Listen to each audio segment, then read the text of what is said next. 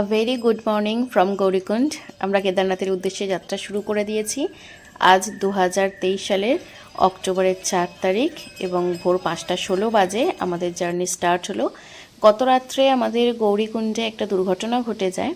যদিও সকল তীর্থযাত্রী এবং আমরা সবাই সেফ আছি। চারিদিকটা একদম অন্ধকার, আকাশে একটু একটু আলোর ছটা দেখা দিয়েছে, আর পাহাড়ের রাস্তায় একদম গায়ে সরু সরু খুঁটির ওপরে আলো জ্বলছে। একটা অদ্ভুত অদ্ভুত সুন্দর পরিবেশ। ঘটনাটা আমি নিশ্চয়ই আপনাদের সাথে শেয়ার করব। তো সেই কারণে গত রাত্রের ঘটনার জন্যই আমাদের একটু শুতে দেরিও হয়েছিল, তাই সকালে ওঠা হয়নি তাড়াতাড়ি। নাহলে আমাদের উদ্দেশ্য ছিল ভোর 4:30তে জার্নি স্টার্ট করা, কারণ যত তাড়াতাড়ি আমি যাত্রা শুরু করব তত কিন্তু রাস্তায় এই ঘোড়া বা খচ্চরের উৎপাতটা কম হবে, নির্বিঘ্নে যতটা এগিয়ে যাওয়া যায় আর কি। এইরকম ঝর্ণার স্রোত, এটা অক্টোবর মাস, তাই ঝর্ণার জলের এত তেজ। তাহলে বর্ষাতে যারা কেদারনাথ যাত্রা করেন তারা এর কি ভয়ঙ্কর রূপ দেখতে পান, আমি সেটা ভেবেই আশ্চর্য হচ্ছিলাম। এবার কাল রাতের ঘটনাটা আপনাদেরকে একটু বলি। গৌরীকুণ্ডে গৌরীমাতার মন্দিরের পাশেই রয়েছে অন্নপূর্ণা গেস্ট হাউস। আমরা সেখানেই দোতলায় ছিলাম। তো মাঝরাতে আমরা শুয়ে পড়তে ঘুম ভেঙে যায় লোকজনের চেঁচামেচিতে। ঘুম থেকে উঠে দেখি যে গৌরীমাতার মন্দিরের পাশেই যে কটা খাবারের দোকান ছিল সেখানে হঠাৎ আগুন ধরে যায়। আমরা সেদিকে প্রচণ্ড আতঙ্কিত হয়ে যে অবস্থায় ছিলাম সেই অবস্থাতেই আমরা গায়ে কোনোভাবে একটা জ্যাকেট চাপিয়ে এবং আমাদের সঙ্গে থাকা কিছু ডকুমেন্টস আর টাকা পয়সা নিয়ে বেরিয়ে আসি। কিছুক্ষণ পর বিকট শব্দ এবং জানতে পারি যে সিলিন্ডার বার্স্ট করেছে। পুলিশ, এনডিআরএফের টিম, আর্মি এবং মিডিয়ার লোকজন এই সমস্ত কিছু মিটতে এবং পুলিশের পারমিশন নিয়ে হোটেলে ফিরতে আমাদের রাত 12টা বেজে গিয়েছিল। তার মাঝে একটু বলি যে রাস্তাটা দিয়ে আমরা হেঁটে উঠছি কেদারনাথে এখন, তার উল্টো দিকের পাহাড়টা এরকম ঘন জঙ্গল। তো আমি যদি কয়েকশো বছর পিছিয়ে যাই তাহলে সেই সময় এখন যে রাস্তাটা দিয়ে আমরা হেঁটে উঠছি সে রাস্তাটাও নিশ্চয়ই এরকম জঙ্গল ছিল। তখন তো এরকম রাস্তা বানানো ছিল না। শঙ্করাচার্য যে কিভাবে এই বিপদসংকুল রাস্তা পেরিয়ে কেদারনাথ বাবার কাছে পৌঁছলেন তা ভেবেই অবাক লাগছিল। কি অসম্ভব ভক্তি, ধৈর্য এবং মনের জোর থাকলে এই কাজ করা যায়। গৌরীকুণ্ড থেকে কেদারনাথ মন্দিরের দূরত্ব নিয়ে অনেক রকম মতবিরোধ রয়েছে। কেউ বলেন 22, 24 আবার 26 কিলোমিটার নাকি দূরত্ব। যাই হোক, পুরো রাস্তাটাই যে আপনি প্রাকৃতিক সৌন্দর্য উপভোগ করবেন সে বিষয়ে কিন্তু কোনো সন্দেহই নেই। গৌরীকুণ্ড থেকে হেঁটে আমরা প্রথম পৌঁছাবো জঙ্গলচাট্টি। গৌরীকুণ্ড থেকে জঙ্গলচাট্টির দূরত্ব কিন্তু 4 কিলোমিটার। প্রথম প্রথম হাঁটতে বেশ কষ্ট হচ্ছে এবং সময় লাগছে, তবে চিন্তার কারণ নেই। আমাদের যেহেতু পাহাড়ি রাস্তায় হাঁটার অভ্যেস নেই, তাই প্রথমে ধীরেই চলুন, তাড়াহুড়ো করার প্রয়োজন নেই। শরীরকে পারমিশন দিন আস্তে আস্তে সে যাতে অ্যাক্লিমেটাইজড হতে পারে। তবে চারিদিকে সৌন্দর্য উপভোগ করতে করতে আপনি ঠিক পৌঁছে যাবেন, এটা একদম নিশ্চিত। রাস্তায় যেতে যেতে এরকম প্রচুর খাবারের দোকান পাবেন। এগুলোকে আমরা শশা বলি, কিন্তু ওরা ওখানে বলে পাহাড়ি ক্ষীরা। খেয়ে দেখতে পারেন, মন্দ লাগবে না। আর এখানে প্রচুর ঝর্ণা পাবেন আপনি রাস্তায়। তো সেই ঝর্ণার জল দিয়ে কিন্তু বেশ কিছু দোকানে ঝর্ণার জল দিয়ে শরবত বানানো হয়। অবশ্যই অবশ্যই খেয়ে দেখবেন। আমিও টেস্ট করে দেখেছি, সেটা ভিডিওতে আপনাদেরকে অবশ্যই দেখাবো। এছাড়াও ফ্রুট স্যালাড, চা, ম্যাগি, কফি এসবের দোকান তো আপনি পেয়েই যাবেন। যারা গৌরীকুণ্ড থেকে কেদারনাথে হেঁটে উঠতে পারবেন না বা হেঁটে উঠতে চাইছেন না, তারা কিন্তু খচ্চর, পিট্টু বা ডুলিতে উঠতে পারেন। সেক্ষেত্রে আপনি যদি খচ্চরে উঠতে চান তাহলে গৌরীকুণ্ড থেকে 100 মিটার মতো হেঁটে উঠলেই সেখান থেকে আপনি পেয়ে যাবেন খচ্চর। রাস্তার মাঝেও কিন্তু খচ্চর পেয়ে যাবেন, কিন্তু সেক্ষেত্রে অনেক বেশি পয়সা আপনাকে গুনতে হবে। জঙ্গলচাট্টি পৌঁছতে আর বেশি বাকি নেই। তার আগে পাহাড়ের এই আঁকাবাঁকা রাস্তাকে দেখতে এবং শরীরকে একটু বিশ্রাম দিতে আমরা বেশ কিছুক্ষণ থমকে দাঁড়িয়ে গেলাম। তবে খুব বেশিক্ষণ দাঁড়ানো যাবে না, কারণ বেশ কিছুটা পথ কিন্তু যেতে হবে। শরীর যদি সক্ষম হয় আর হাতে সময় থাকে তাহলে অবশ্যই কেদারনাথ যাত্রায় হেঁটে সম্পন্ন করার চেষ্টা করুন। তা না হলে কিন্তু রাস্তার এই সুন্দর শোভা আপনি মিস করবেন। খচ্চরের গলায় এই যে ঘন্টার শব্দগুলো পাচ্ছেন, এই ঘন্টাগুলো আসলে কেন বাঁধা তা আমি জানি না, তবে আমার মনে হয় এগুলো অনেকটাই গাড়ির হর্নের মতন। এগুলো বাজলেই আপনাকে কিন্তু সরে গিয়ে ওদের রাস্তা করে দিতে হবে। এখনও যে অনেকটা পথ বাকি সে কথা আমি ভুলেই যাচ্ছিলাম মাঝে মাঝে। প্রথমবার পাহাড়ি রাস্তায় হাঁটছি, চারিদিক দেখতে দেখতে আমি মাঝে মাঝেই থমকে দাঁড়িয়ে যাচ্ছিলাম। যদিও হাজব্যান্ড তখন তাড়া দিচ্ছিল, মনে করিয়ে দিচ্ছিল এখনও অনেকটা যেতে হবে। হর হর মহাদেব। এই যে জঙ্গলচাট্টি আমরা পৌঁছে গেছি। পিছনের রাস্তাটা দেখছেন, এই যে খাড়াই রাস্তা ধরে আমরা এখানে এসেছি। আর দেখুন পাহাড়ের মাথায় সূর্যের আলো পড়ে কি সুন্দর লাগছে, দেখেছেন কি দারুণ। এগুলো দেখলেই না মনের জোর পাওয়া যায়, মনে হয় সামনে গেলে আরও ভালো দেখতে পাবো, সুন্দর। জঙ্গল চাট্টি পেরিয়ে এসছি। জঙ্গল চাট্টি পেরোতে আমাদের টাইম লেগেছে 2 ঘন্টা মতন। এরপর আমরা ভীমবালি যাচ্ছি। জঙ্গল চাট্টি থেকে ভীমবালি হচ্ছে 2 কিলোমিটার। বেশ রাস্তা খাড়াই, তবে প্রথম যতটা হাফ লাগছিল হাঁটতে যখন শুরু করেছিলাম তার থেকে এখন সিচুয়েশন অনেকটা বেটার।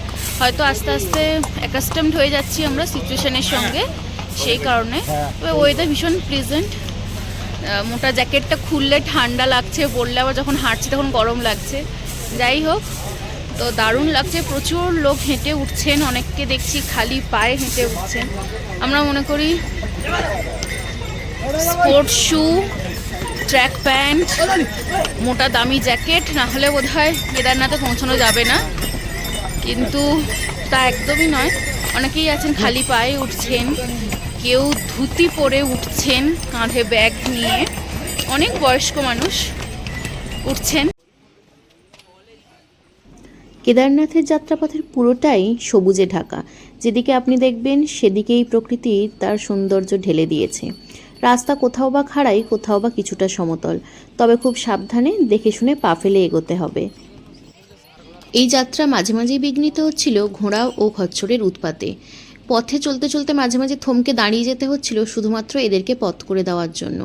যতটা সম্ভব সকালে যাত্রা শুরু করলে কিছুটা রাস্তা অন্তত একটু নির্বিঘ্নে আপনি যাত্রা করতে পারবেন, কিন্তু বেলা বাড়ার সাথে সাথে এদের উৎপাত বাড়তে থাকে, আর একটু অসাবধান হলে এরা কিন্তু আপনাকে ধাক্কা দিয়ে চলে যাবে।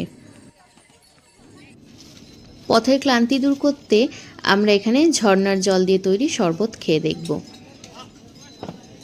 একটু লেবু, কিছুটা চাট মশলা, জলজিরা এগুলো দিয়ে ওনারা বানান, দারুণ রিফ্রেশিং এবং ভীষণ লাইট।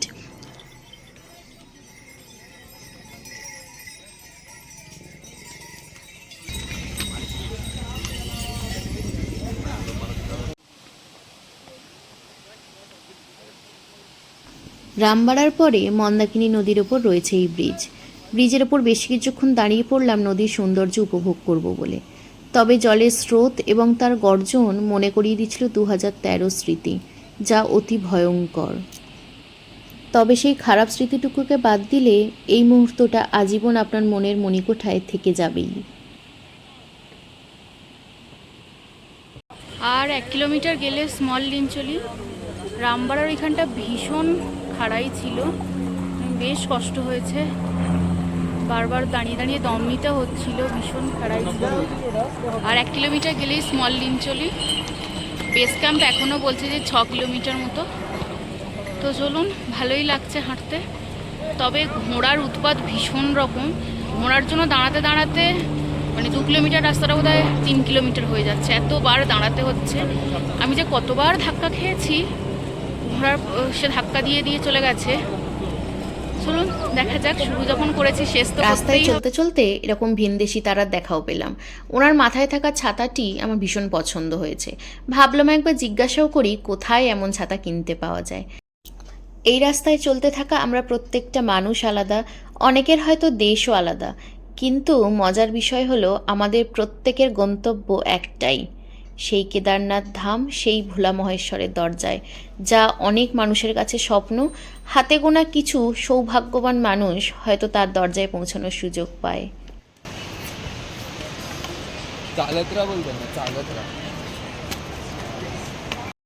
যত এগোচ্ছিলাম রাস্তা তত বেশি যেন জল কাদায় একদম মাখামাখি হয়ে গেছিল। এর ওপর দিয়ে বেশ সাবধানে হেঁটে উঠতে হচ্ছিল। তবে এরকম রাস্তাতেও কিন্তু বহু মানুষ খালি পায়ে যাচ্ছিলেন। এখানে আসলে প্রচুর নিম্বু পানির দোকান পাবেন, লেবুর জল, সেখান দিয়ে আপনারা খেতে পারেন। খেয়েছিলাম, 1 গ্লাস নিয়েছিল 40 টাকা, খুব রিফ্রেশিং ছিল। এটা আমি জিজ্ঞেস করেছিলাম, ওরা ঝর্ণার জল দিয়ে বানায়। বেশ বেশ ভালো লেগেছিল খেতে, বেশ ভালো লেগেছিল। এখন একটু দাঁড়িয়ে রেস্ট নিয়ে নিই, তারপর আবার হাঁটা শুরু করব। আমরা বেস ক্যাম্পের কাছেই পৌঁছে গেছি। এখানে তখন আকাশে মেঘ জমাট বেঁধেছে, ভাবছিলাম এই বুঝি বৃষ্টি নামবে। তবে অক্টোবরের ওয়েদার ছিল ভীষণ ভালো। আমরা রাস্তায় কোথাও কোনো বৃষ্টি পাইনি। তবে পাহাড়ের মাথাগুলো বিকেল নেমে আসতেই মেঘে ঢেকে গেল। কি ভালো লাগছিল। যতদূর চোখ যায় পাহাড়ের গায়ে আঁকাবাঁকা রাস্তা দিয়ে শুধুই মানুষের সারি। সবাই যেন পৌঁছতে চাইছে তাদের লক্ষ্যে। এখানে যে রাস্তাটা আমি দেখাচ্ছি 2013 সালের আগে এই রাস্তা দিয়ে কেদারনাথ ধামে পৌঁছানো হতো। কেদারনাথ বেস ক্যাম্পের কাছেই রয়েছে এই হেলিপ্যাড। ফাটা বা গুপ্তকাশী থেকে আপনারা কিন্তু এই হেলি সার্ভিস পেতে পারেন। আইআরসিটিসির ওয়েবসাইট থেকে এটা বুকিং করা যায়। কেদারনাথের এই হেলিপ্যাডে এত ঘন ঘন হেলিকপ্টার ওঠানামা করছিল, আমার মনে পড়ে গেল আমাদের পাড়ার অটো স্ট্যান্ডের কথা। একটার পর একটা অটো যেমন আসতেই থাকে, প্যাসেঞ্জারকে বেশিক্ষণ দাঁড়াতেই হয় না, এখানে ঠিক সেরকম এত ঘন ঘন হেলিকপ্টারগুলো ওঠানামা করছিল। তফাৎ একটাই, ঝড় বৃষ্টিতে বাস, অটো এগুলো কিন্তু আমরা সমতলে সহজেই পেয়ে যাই, কিন্তু এখানে একটু মেঘলা ওয়েদার হলে এই হেলি সার্ভিস বন্ধ রাখা হয় যাত্রী সুরক্ষার স্বার্থে। কেদারনাথ ধামে পৌঁছতে বহু মানুষ এই হেলি সার্ভিস নিয়ে থাকেন। তাই আপনাদের বাড়িতে কোনো বয়স্ক মানুষ থাকলে বা আপনারা হাতে সময় কম থাকলে এই হেলি সার্ভিসের মাধ্যমে কিন্তু খুব কম সময়ে 15 থেকে 20 মিনিটের মধ্যেই কিন্তু কেদারনাথ ধামে পৌঁছে যেতে পারবেন। এই দেখুন, এই একটা হেলিকপ্টার গেল, আবার এক্ষুনি কিন্তু আর একটা পৌঁছে গেল। যাই হোক, আনন্দের বিষয়, আমরা কিন্তু কেদারনাথ ধামে পৌঁছে গেছি। পৌঁছতে পৌঁছতে বিকেল গড়িয়ে গেল। শেষের দিকটা মনে হচ্ছিল পা অসাড় হয়ে আসছে, আর বোধহয় পারবো না, শরীর আর দিচ্ছে না। ভাগ্যিস হেরে যায়নি। দেখুন, আমরা ঠিক পৌঁছে গেছি। আপনারা যারা আসছেন হেঁটে, খচ্চরে, ডুলি, পিট্টু, হেলিকপ্টারে, তারা ঠিক পৌঁছে যাবেন। বাবার কাছে সবার জন্য দ্বার উন্মুক্ত। জিএমভিএনের রুমে গিয়ে গরম জলে নিজেদের হাত মুখ ধুয়ে মন্দিরে পৌঁছতে ততক্ষণ সন্ধ্যা আরতি শেষ হয়ে গেছে। হয়তো এটা পরের বারের জন্য তোলা রইল, তবে মনে মনে একটু অভিমানও হলো। বাবার ওপরে রাগ করেই বললাম, এত মানুষজন আসে তোমার কাছে ছুটে, তুমি এত উঁচুতে কেন বসে আছো বলো তো? কি জানি, হয়তো এটাই তার টান, এটাই তার মহিমা।